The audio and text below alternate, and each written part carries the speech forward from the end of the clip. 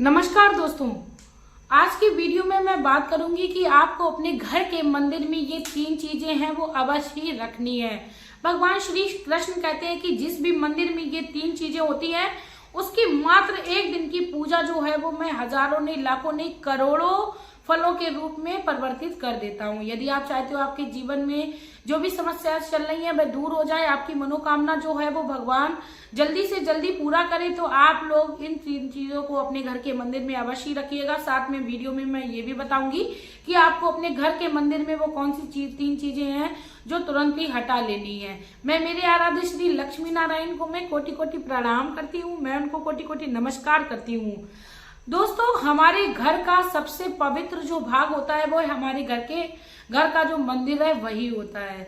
दोस्तों, हमारे घर का जो मंदिर है वह बहुत ही पवित्र और पावन जगह पर बनाया जाता है। हर किसी इंसान को घर के मंदिर के आसपास गंदगी या ये कह सकते हैं जूठन नहीं फैलानी चाहिए। घर के मंदिर की जो हमें सेवा है या घर के मंदिर की जो देख रेख है वो बहुत ही केयरफुली हमें करनी चाहिए।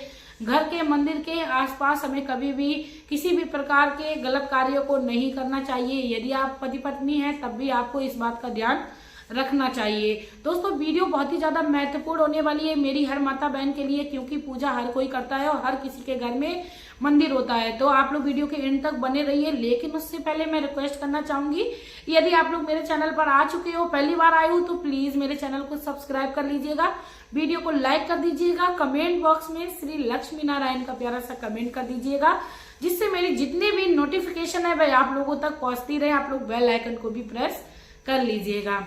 दोस्तों, कहते हैं कि मंदिर में जब हम पूजा करने जाते हैं तो हम लोगों ने काफी बार कई ऐसे अनुभव प्राप्त किए होंगे जिससे हमें ये एहसास हुआ होगा कि हमारे घर में भगवान का वास है। दोस्तों, यही सबसे बड़ा संकेत होता है कि हमारे घर में भगवान जो है वो स्थित रूप से रहते हैं। यदि हमारे घर में हमें पूजा करते समय आंखों में आंसू आ रहे हैं तो ये मान लीजिए कि हमारे घर में भगवान का वास है, दिव्य शक्तियों का वास है और भगवान हमारी जो प्रार्थना है वो अवश्य सुनते हैं। दोस्तों, यदि किसी व्यक्ति के साथ इस प्रकार की घटना नहीं हुई है तो कहीं ना कहीं उसकी पूजा में कोई त्रुटि हो रही है, जिससे उसे इस प्रकार का अनुभव नहीं हो पा रहा है। तो आप देख लीजिएगा, आपको भगवान से प्रीति बढ़ानी है तो आपको छोटे छोटे अपनी ये कार्य प्रणालियों पर ध्यान देना है। आपको सबसे पहले तो मैं ये बताऊंगी कि घर के मंदिर में आप लोगों को वो कौन सी चीजें जो हैं वो अवश्य ही रखनी चाहिए, जिनके होने मात्र से हमारे जीवन में चल रही परेशानियां जो हैं वो भगवान पल भर में दूर कर देते हैं। यदि वह 3 चीजें हमारे घर में है तो हमारी मनोकामना जो है वो पूर्ण अवश्य होगी, भले ही उसमें थोड़ा सा समय लग जाए, लेकिन यदि हम किसी अच्छी कामना के साथ मनोकामना भगवान से कर रहे हैं तो वह अवश्य पूर्ण होगी। सबसे पहले तो बात आती है कि हमें अपने घर के मंदिर में एक शंख अवश्य ही रखना चाहिए। कई लोगों का ये रहता है कि उनको शंख बजाना नहीं आता है तो वह अपने घर के मंदिर में भी शंख को नहीं रखते, लेकिन ऐसा नहीं करना चाहिए, क्योंकि शंख जो है वो समुद्र मंथन से प्रकट हुई 14 रत्नों में से एक वस्तु है।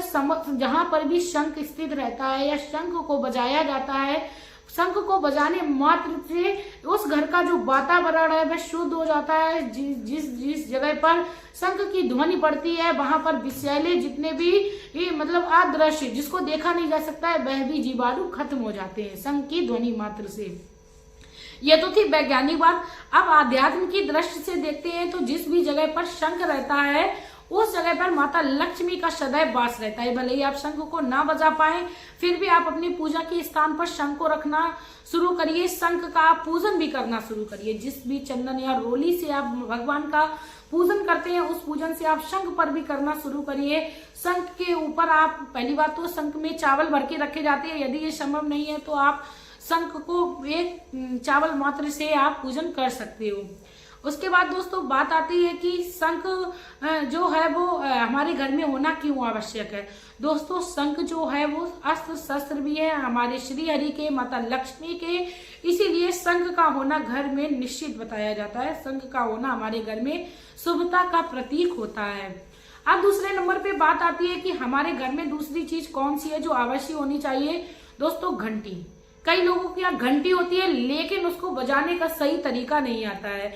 दोस्तों हमारे घर में पहले तो मैं बता दूं, घंटी का होना अति आवश्यक है। वैसे तो हर किसी के घर में घंटी आवश्यक होती है। घंटी बजाने का सही तरीका यही है कि आप अपने घर के मंदिर में जिस भी समय प्रवेश कर रहे हैं तो आपको घंटी की ध्वनि अवश्य करनी है, जिससे भगवान जो है वो जाग जाए, हमारे घर के मंदिर में उपस्थित हो जाए। जो भी हम पूजा आराधना या अर्चना कर रहे हैं उसे भगवान स्वीकार करने स्वयं आए।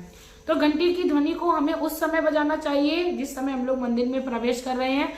उसके बाद दोस्तों घंटी को जब भी हम बजाते हैं, बात हो रही है यहाँ पे ध्वनि की, तो साइंटिफिक दृष्टि से देखते हैं तो घंटी की ध्वनि से भी कई सारे विषैले जीवाणु जो अदृश्य होते हैं वह भी खत्म होते हैं। कहते हैं जो हमने सप्तशती की किताब में पढ़ा है कि घंटी की ध्वनि मात्र से करोड़ों जो मतलब महाअसुर थे जिनको लोग खत्म नहीं कर सकते थे, घंटे की ध्वनि मात्र से करोड़ों असुर जो हैं वो धराशायी हो गए। तो समझ सकते हो दोस्तों घंटे का जो ध्वनि होती है, घंटी की जो ध्वनि होती है वह हमारे जीवन में कितना ज्यादा सकारात्मक प्रभाव डालती है। हमारे घर में कोई भी नकारात्मक ऊर्जा नहीं होती है यदि हमारे घर पे समय समय पर घंटी को बजाया जाता है। कोई भी नकारात्मक ऊर्जा उस स्थान पर रह ही नहीं सकती है जहां पर दिव्य शक्तियों का वास होता है। दोस्तों भोग लगाते समय हमेशा ही हमें घंटी को बजाना चाहिए। सच्ची बात है दोस्तों, पहली बात तो घंटी को बजाना चाहिए। यदि घंटी आपके पास नहीं है तो ऐसे में आप भोग लगाते समय तालियां भी बजा सकते हो। आप घंटी को बजाइए, आप आरती करते समय भी घंटी को अवश्य बजाइए। घंटी होनी चाहिए। घंटी की पूजा, जब हम घंटी बजाकर पूजा करते हैं भगवान इससे बहुत ही ज्यादा प्रिय होते हैं। कहते हैं कि एक बार की बात है, भगवान श्री हरि को भोग लगाया जा रहा है तो घंटा जो है उसको भगवान ने मना किया था कि जब मैं सोने के लिए जाऊं तो तुम बिल्कुल बजना नहीं। लेकिन उस समय एक भक्त आ जाता है भगवान को भोग लगाने के लिए, तो घंटा जो है वो बजने लगता है। तो भगवान ने घंटे से पूछा कि तुम क्यों बजे, मैंने तुमसे मना किया था। तो घंटे का यही जवाब रहता है कि ऐसा हो सकता है कि भगवान का भोग लग रहा हो मैं ना बजूं। तो आप यदि अपने भगवान को सच्ची में भोग लगाना चाहते हो, आपको लगे कि आपको लग रहा है कि भगवान को हम भोग लगाने जाते हैं तो उसका प्रसाद जो है वो हमारे घर में आए, तो आप लोगों को घंटी अवश्य बजानी है भोग लगाते समय। उसके बाद आरती करते समय भी हमें घंटी बजानी चाहिए। ये जो दोनों चीज थी वो बहुत ही ज्यादा महत्वपूर्ण है हमारे पूजा के स्थान में रखने के लिए। अब तीसरे नंबर पे बात करते हैं कि हमें अपने घर के मंदिर में स्वास्तिक जो है वो अवश्य बनाना चाहिए। चाहे तो आप रेडीमेड ले आइए। मेरा तो यही कहना रहेगा कि आप अपने घर के मंदिर में रोली से आप एक स्वास्तिक बनाइए। स्वास्तिक आपको सही तरीके से बनाना है। यदि आपको नहीं आता है तो गूगल या आप किसी भी आप उस पर डालकर देख सकते हो एप्लीकेशन पे किस तरीके से स्वास्तिक बनाया जाता है। आप स्वास्तिक बनाना सीखिए। आप रोली से बनाइए और उसका आप चावल इत्यादि से आप उसका पूजन कर दीजिए। दोस्तों स्वास्तिक हमारे घर में जब भी कोई शुभ कार्य होता है तब घर के मंदिर में बनाना चाहिए, क्योंकि रोली से बना हुआ स्वास्तिक जो है वो चल सकता है, 1 महीने चल जाएगा। उसके बाद जो है वो थोड़ा सा फैट पड़ने लगता है। तो समय समय पर जब भी हमारे यहाँ कोई विशेष पूजा हो, विशेष त्योहार हो, तो अपने मंदिर में हमें स्वास्तिक जो है वो अवश्य बनाना चाहिए। साथ में घर के मुख्य द्वार पर भी स्वास्तिक जो है वो अवश्य बजाना चाहिए। इससे भी मां लक्ष्मी जो है वो आकर्षित होती हैं। दोस्तों ये तो थी वही बातें जो हमें अपने घर के मंदिर में अवश्य करनी है। अब बात आती है कि घर के मंदिर में हमें कौन सी चीजें हैं जो नहीं रखनी चाहिए। दोस्तों नंबर 1 पे आती है कि हमें घर के मंदिर में कभी भी टूटे हुए चावल का प्रयोग नहीं करना चाहिए। टूटे हुए चावल किसी भी भगवान पर नहीं चढ़ाने चाहिए। चावल को अक्षत कहते हैं। अक्षत का मतलब होता है बिना टूटा हुआ, जिसको कभी खत्म ना किया जा सके, अक्षत। तो कभी भी टूटे हुए चावलों का भगवान के पूजन में हमें इस्तेमाल नहीं करना चाहिए। दोस्तों हमें अपने घर के मंदिर में कभी भी गंगा जल भी नहीं खत्म होना चाहिए, देने चाहिए, क्योंकि घर में जब गंगा जल होता है हमारे पूजा के स्थान पर तो वहां पर देवी देवताओं का वास होना निश्चय है।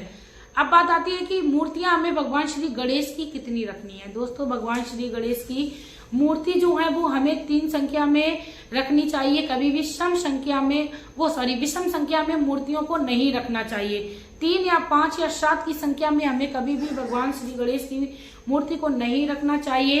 इसके साथ ही माता लक्ष्मी की कभी भी हमें एक खड़ी हुई मुद्रा वाली फोटो में पूजा नहीं करनी चाहिए। माता लक्ष्मी की जो फोटो होती है वह अपने घर में हमेशा ही ऐसी लानी चाहिए, उसमें माता लक्ष्मी बैठकर धन वर्षा कर रही हो। इससे हमारे घर में काफी सकारात्मक प्रभाव पड़ता है। जब भी हम माता लक्ष्मी की पूजा करें तो श्री हरि की पूजा को अवश्य करें, क्योंकि श्री हरि की पूजा जब हम दोनों लोगों की करते हैं, इससे माता लक्ष्मी हमें बहुत ही जल्द मनोकामनाओं को पूर्ण कराती हैं।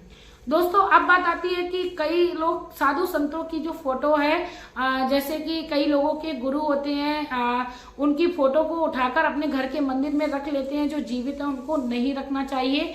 आप उनको दीवार पर लगा सकते हो, लेकिन अपने घर के मंदिर में आप नहीं रख सकते हो। दोस्तों कहते हैं आस्था और भावना अपनी जगह, लेकिन भगवान की पदवी हम लोग किसी को भी नहीं दे सकते हैं। भगवान का स्थान सिर्फ और सिर्फ भगवान के पास ही रहने देना चाहिए। कहते हैं भगवान को कोई नहीं पा सकता है, ना ही कोई भगवान जैसा बन सकता है। भगवान जो है वो भगवान है और इंसान जो है वो इंसान है। इसीलिए हमें अपने घर के मंदिर में इन छोटी छोटी बातों को ध्यान में रखना चाहिए। घर के मंदिर में हमेशा ही हमें एक जो पात्र होता है जल का, चाहे वह तांबे का हो, स्टील का हो, पीतल का हो, किसी का भी हो, उसमें थोड़ा सा गंगा जल डालकर हमेशा ही भरकर रखना चाहिए 24 घंटे के लिए। और यदि आप चाहे तो आपके घर में किसी भी प्रकार की कोई परेशानी चल रही है, चाहे बीमारी हो, चाहे बच्चे को नजर लगने की हो, किसी भी प्रकार की, या आप किसी भी परीक्षा को देने जा रहे हो, तो जो 24 घंटे से आपके मंदिर में जल भरा हुआ रखा था, आप उसका सेवन कराना शुरू करिए। आप देखेंगे कि आपको बहुत ही बेहतर रिजल्ट उसका देखने को मिल रहा है।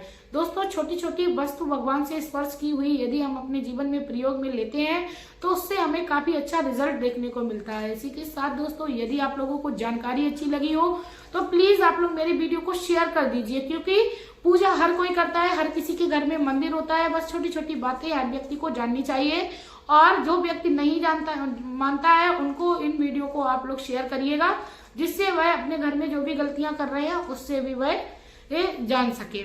इसी के साथ दोस्तों भगवान श्री हरि कहते हैं जो दूसरे व्यक्ति का भला करता है उसका भगवान अवश्य भला करता है। तो वीडियो को भला करने की दृष्टि से आप लोग शेयर कर दीजिएगा।